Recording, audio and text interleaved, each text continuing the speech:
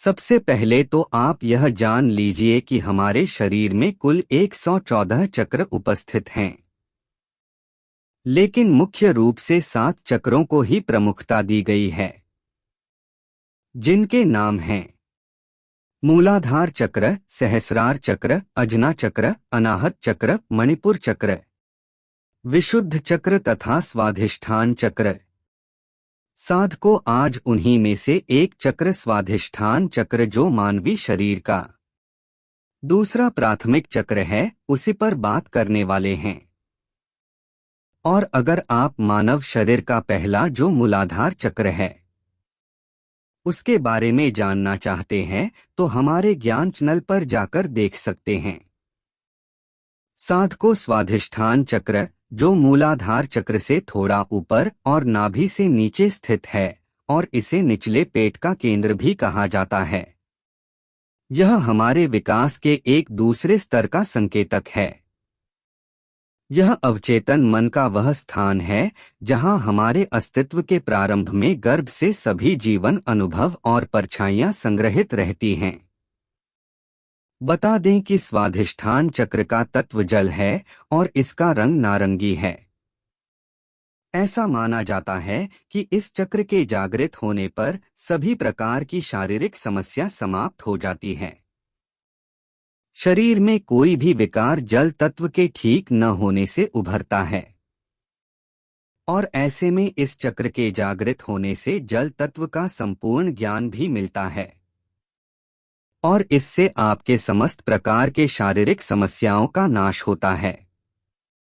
स्व प्लस स्थान से मिलकर बना है ये शब्द स्वाधिष्ठान, जहां पर स्व का अर्थ होता है आत्मा तथा स्थान का अर्थ होता है जगह। यह मानवी शरीर का दूसरा प्राथमिक चक्र है और इसका दूसरा नाम धार्मिक चक्र अथवा उदर चक्र है। इसके बारे में कहा जाता है कि यह चक्र कमल के साथ 6 पंखुड़ियां से प्रतीकात्मक रूप से दर्शाया जाता है, जिसमें हर पंखुड़ी 6 नकारात्मक विशेषताओं का प्रतिनिधित्व करती हैं। और वह 6 नकारात्मक विशेषताएं हैं क्रोध, घृणा, वैमनस्य, क्रूरता, अभिलाषा और गर्व।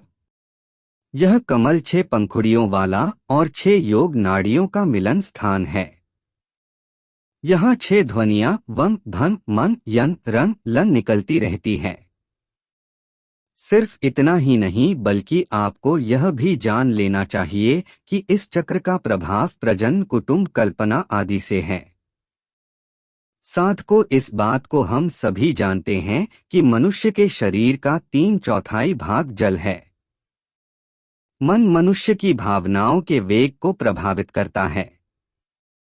आपको यह भी बता दें कि इस चक्र वाले स्थान से ही प्रजनन क्रिया संपन्न होती है तथा इसका संबंध सीधे चंद्रमा से होता है।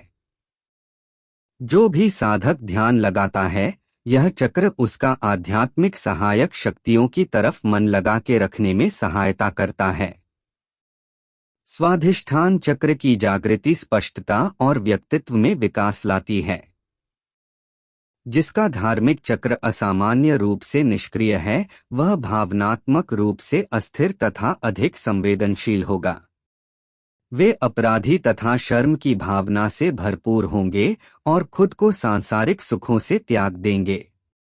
वे साधक अपने आप को आम तौर पर भीड़ से दूर रखकर एकांत में रहना पसंद करेंगे।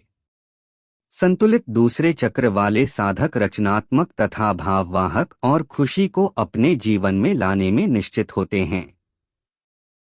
स्वस्थ व समाधानी रिश्ते इन साधकों से बनती है।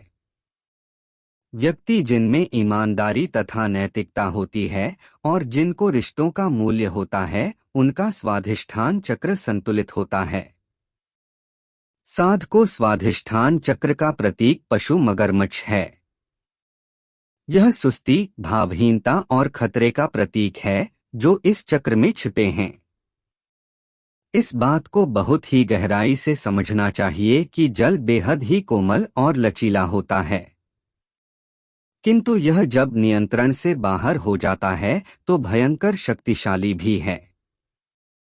साधको स्वाधिष्ठान चक्र के साथ यही विचित्रता है। जब अवचेतन से चेतनावस्था की ओर नकारात्मक भावनाएं उत्पन्न होती हैं, उस दौरान हम पूरी तरह से अपना संतुलन खो सकते हैं।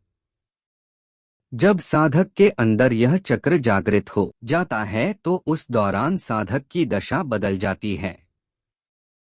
साधक के अंदर जिस भी प्रकार की क्रूरता, गर्व, आलस्य, प्रमाद, अवज्ञा, अविश्वास जैसे तमाम तरह के दुर्गुण होते हैं, उन सभी का नाश हो जाता है। स्वाधिष्ठान चक्र में प्रसन्नता, निष्ठा, आत्मविश्वास और ऊर्जा जैसे गुण पैदा होते हैं। इस चक्र का देवता ब्रह्मा सृष्टिकर्ता और उनकी पुत्री सरस्वती बुद्धि और ललित कलाओं की देवी है। जय सनातन। धन्यवाद।